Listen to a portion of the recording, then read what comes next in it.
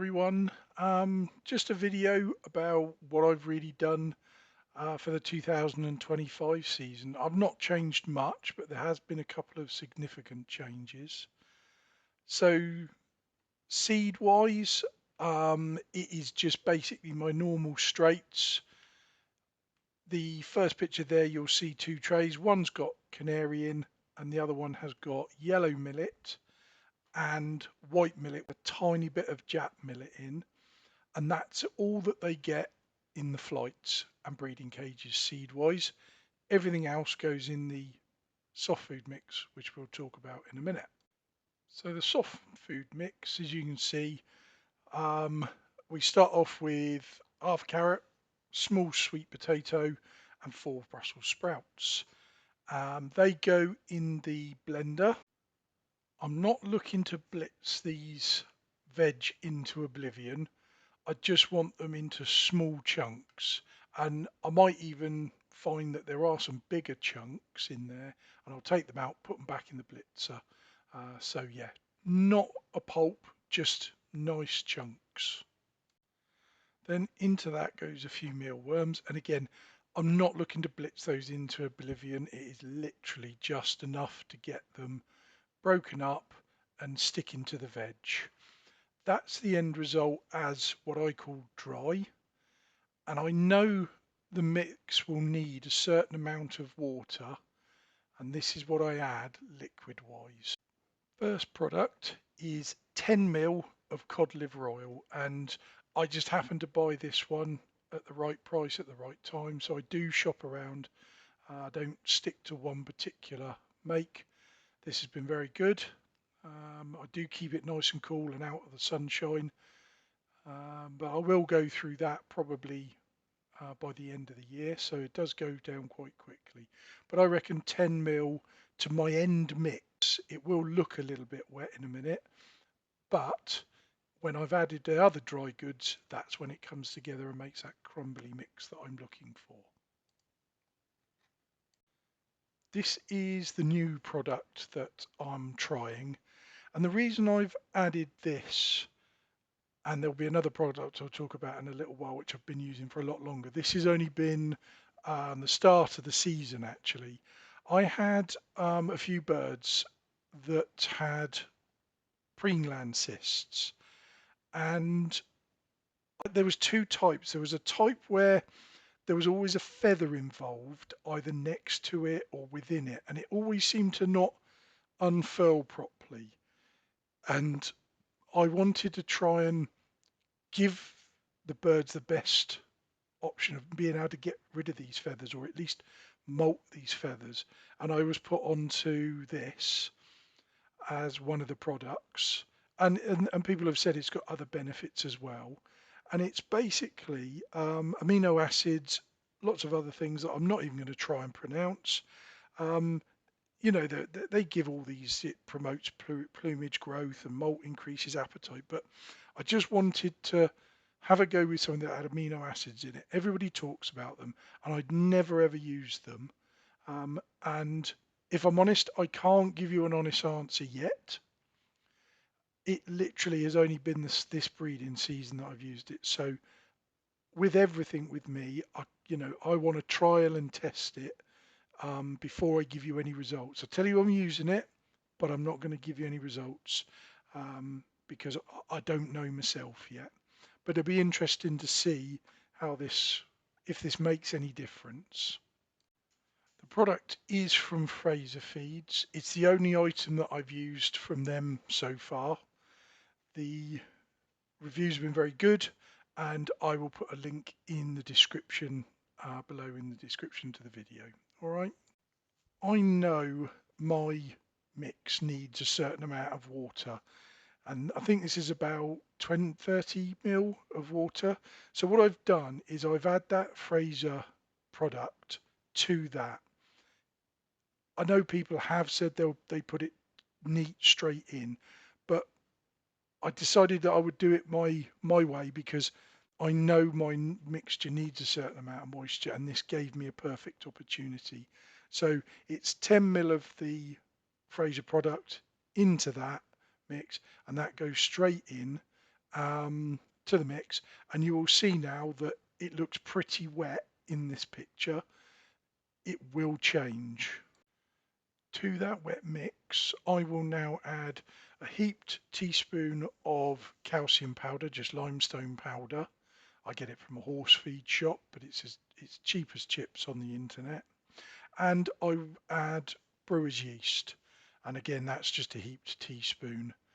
That is all mixed together to make what looks like even more wet mix. But this gives everything the opportunity to stick to the veg and stick to everything else that I'm now going to add to it. And I find that that's the best way. You don't end up with claggy bits that the birds try and avoid. Because as they're picking this seed up, which you'll see in a minute, and all of the veg, they're getting all this at the same time. In next go my seeds. Now, this is where I'm in control of what seeds my birds are going, because we know that they love groats, they love Jap millet, they love pinhead oats, which are the three I've got there. So groats at the top, pinhead oats, and then Japanese millet. But if they will pick it out, they will basically rip your bowl apart just to get to their favourite seeds. So I want to be in control, and we'll go through the routine that I go through in a little bit, but that is what goes in my standard mix. I will tip that in, give it a really good mix around, and again, all of that oils and powders and everything are sticking to those seeds. So as soon as they pick up their favorite seed, which I know they do at the start, they will be getting what I want them to eat. Next in is the Garvo 730. This was the game changer about 5 years ago. All this messing about, trying to find the perfect balance of bits and pieces. And the poultry industry had really done everything for us. This has got all the trace elements. It's for laying hens. Yes, I know there's a difference between a budgie and a chicken, but we're not feeding the amount, and we feed other things. So these trace elements and everything that's in them, um, it's ideal, and it turned my birds around in literally 3 weeks. And that's no word of a lie. It was amazing to see the difference. I can't see me changing from it now, but it's this that makes the mix crumbly. And it's taken me this long, and that's why I say I know how much liquid I need to how much I'm mixing. The only time that changes, and this is the one thing I haven't sort of shown you, is I put soak seed in maybe 3 times a week, and that is literally just soaked in a thermos flask overnight in some vanadine, and it's rinsed and put in. I won't put as much vegetable matter in. It doesn't need it. The soak seed is there. I will, if I mean in the summer it will sprout a little bit more than just being soaked, but I don't worry. I'm not going to get in the debate of soaked against sprouted. It works for me. I don't have the time to keep rinsing seed, so that my compromise is just soaking the seed for a little while. I haven't actually got any pictures here, but I use the Haith's sprouting mix. Got lots of different seeds in it, but I also add in lots of others from Tesco shelves. Like I'll add in buckwheat, I'll add in split peas, sunflower hearts. They're brilliant. They sprout really quickly, and the birds absolutely love them. Don't overfeed them though. I'll put some groats in occasionally as well, but what you don't want to do is put boiling water straight out of the kettle. So let it boil, let it stand for 2 or 3 minutes, then add it in with your vanadine. And overnight to the next day I serve it, so 5 till 5, and it's ready to go. There's never anything left. The mung beans, I think, is the first one, followed by the sunflower hearts. Once the Garvo's added, given a really good mix round, that's what it looks like. So what I'll do is I'll leave that now for 5 to 10 minutes while I go around and collect all of the dirty bowls from the night before. Give it another good stir. Very, very rarely do I have to add any more Garvo to make it more crumbly or water to make it moister. It's usually spot on. I've been mixing this for quite some time now, so I do, you know, I've got it down to a fine art really, which saves a lot of time and messing about. Once I'm happy, it will be dished up into the bowls for the breeding cages, and anything else. The plates go in the flights, and the little blue dish on the side is just for some hens that are resting after breeding. Round we go, get everybody feeding. And I tell you what, the noise now in the bird room has got up fourfold. They know what's coming. They're literally, the cockbirds are running around in the front of the cage waiting for these bowls to go in. I actually love seeing that, because I know they want that. They're enjoying eating it, and there is very, very little less left. Yeah, there is some bits in the Garvo that sometimes they don't eat. There's an odd bit of hard barley. Obviously, I've not been able to soak that long enough. There is some kibbled maize in there, but you'll be amazed that you very rarely see any left on the bowls or in the flights. They just seem to love chewing that to bits. And I've been really, really happy with the mix. And as I say, I've made those couple of tweaks. We'll see where we go. That brings me on to the newest product, and I've got to be honest, I've broken my own rules, because anybody who's followed me for a while now will know that I was such an advocate of not putting anything in the water. I caused myself so many problems years ago, but I've had to have a rethink. As I said earlier, I've had these feather cysts on my birds, and consulting with Kevin Eatwell, the avian vet, he advised me that it actually could be a vitamin A deficiency. So I looked around, and I'd looked at other major products which I'd used in the past, and my birds just wouldn't drink it. They would rather go dehydrated than drink some of the stuff I used to put in the water. So I had a good time to research, look at all the different options, speak to people, and this one kept coming up as a good one because it hasn't got lots of sugars in it. It hasn't got lots of very strong flavors, and it's turned out to be very economical as well. I mean, I still like to change the water daily, so I mix as little as possible of this. I think I mix possibly 3 litres a day, and I don't throw a huge amount away. You know, I'm not going to say there isn't any wastage, because there is, but it really has been good, and the birds look superb on it. I haven't had any feather cysts in any of the adults, but maybe that's because the others were culled out. I'm not sure. Time will tell. There isn't any babies that look like they're having feather problems. And I know myself that because I've added 2 products, I'm not going to be 100% sure of what has made the difference. But what I will say is I've been using this a lot longer. I've kept this fairly quiet to myself. Not through embarrassment of breaking my own rules, but I didn't want to rush to tell everybody about this, because I hadn't tried and tested it. But believe me, the birds, they don't notice it's in the water. So, you know, I'm really, really quite pleased with it, and it's very cost effective, which for me is important.